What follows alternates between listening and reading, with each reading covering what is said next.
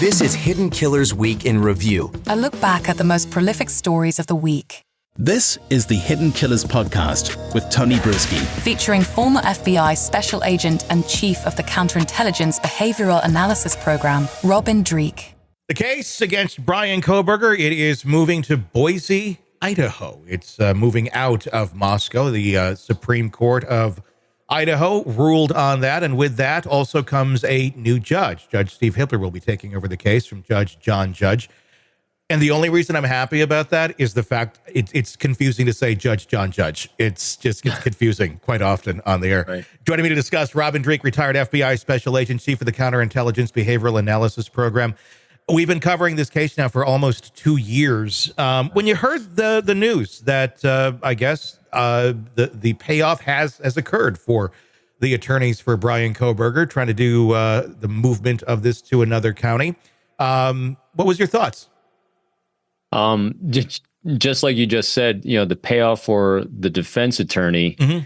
I don't like when defense wins, but I understand why defense wins, because I really don't want this to go through a lengthy appeal process, which she's going to do. I mean, she is an amazing defense attorney. I think she's doing a great job of defending him, which I think from what we see, from the data points we have, it's a really high indefensible thing. Yeah. I mean, the data is just not standing in his favor in any sense of the word, but her job is to sow seeds of doubt, and as well as to sow the seeds of potential appeals. Mm-hmm.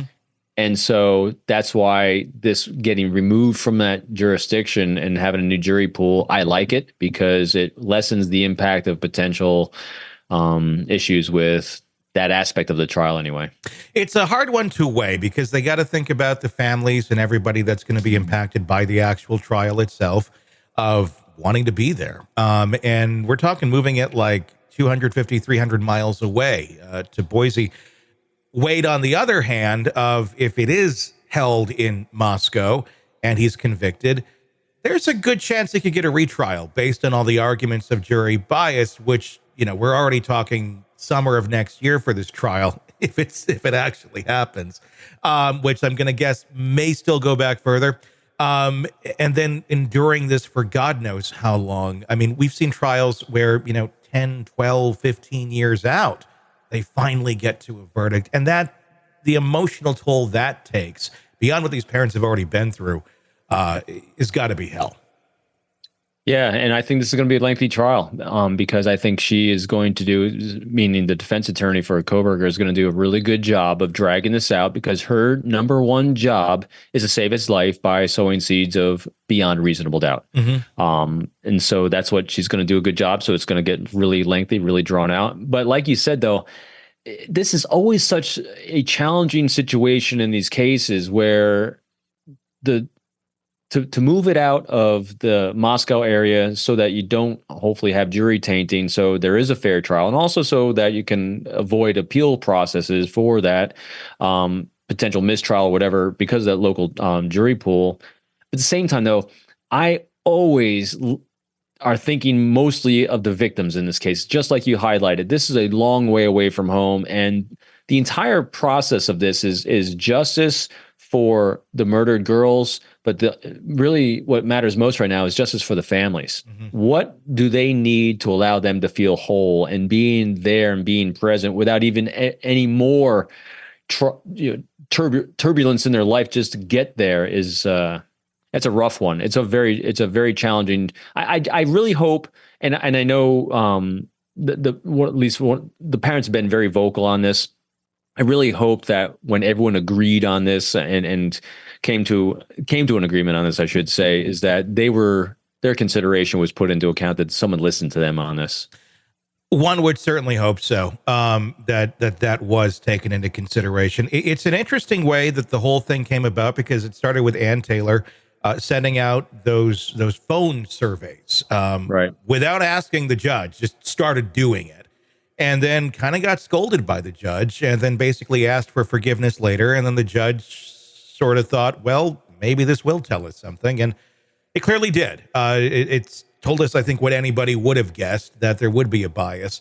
I'm wondering what the bias would be in Boise. I'm going to guess it would be less, just because it is further away and people aren't so invested in it as a smaller community would be. But when we're talking about the victims, the families of all of this, I think only they can truly answer that question of what's going to put closure. I mean, I don't think nobody's ever going to be whole again when you lose a child. But I think it's something a lot of, we're out here advocating this way, that way, and we think it should be this way or that way, but it's really ultimately up to them. The parents of Ethan have kind of moved forward. They planted their tulip garden, and those are the ones who are not very vocal of all this. They just kind of want to move forward with their life and just let this be what it's going to be. But yeah, you have the Gonzalez and other families who have been very, very vocal on all of this, and it's not easy just to pick up and be gone for months on end for a trial. But I'm sure they'll have some consideration to do that when the time actually comes. I'm wondering how this is going to change the trial or anything about the trial as we lead up to it, because most trials are decided. In this case, we're talking about the case against Brian Kohberger. Not necessarily decided, but a lot of the arguments, what's going to get into the court is decided way before the trial actually begins, which we still have several months to do. And with a new judge and everything, we could see even more. What I'm wondering is how long Ann Taylor's going to keep pushing delays on this. Is it going to be, what if she's like shooting for a bar here, like take death off the table, then we'll have the trial. And once that may be taken off the table, then maybe we'll see less push for delays and such of that nature. Every delay helps Kohberger. Yeah. Distance between the site of the murders helps Kohberger. Mm-hmm. Everything that's happening. And that's why I get it. But I and you and I are talking about this before the show started, when you read books from some of the great profilers out there, like John Douglas, his book Obsession talks about this, and even Gavin DeBecker, his book The Gift of Fear, which goes into really the dark, horrible minds of these horrendous people.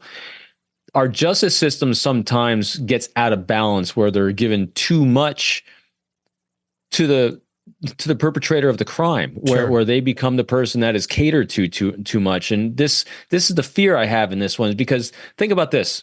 Again, I love doing these thought experiments because this is where deep empathy comes in, because when you can get inside the mind of the people that are going to be on the jury, because that's what comes down to this, is the mind of the parents, because they're who matter, but really the mind of the jury who's going to be making a decision on this. The more time space you have from an event, the less emotions are involved, the more pragmatic it is. And so then it's going to come, if it's more pragmatic, it's just going to come down to data and details. And when you have Ann Taylor, the defense is going to be arguing those data and details, that it's not an exact science, that the cell phone pings were in the area, but not exactly there. So she's sowing seeds of doubt because it's not less emotional, because there's time space between the actual event and this happens. The other thing that I don't like about the spacing on this is I thought they did a great job on the Alec Murdaugh case, where they brought the jury to where his wife and son were murdered. Yeah. They walked the ground. And the house no longer exists in Moscow, but now we have space from people that don't even live in that town.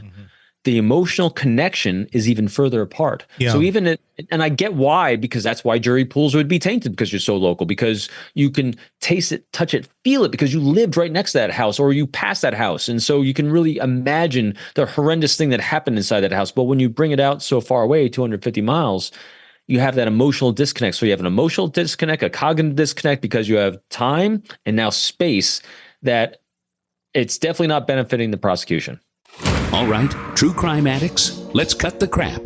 You're knee-deep in the gory details of your favorite podcast when suddenly a commercial hits like a bad meal. Seriously? You deserve better. Upgrade to True Crime Today Premium Plus on Apple Podcasts, where you can binge without those annoying ads. Plus, get extended interviews that go deeper into the darkness and early access to episodes so you can be the first to know. It's like trading up from fast food to fine dining, but with more blood. So, go ahead. Search for True Crime Today Premium Plus on Apple Podcasts. Subscribe and feast on the good stuff.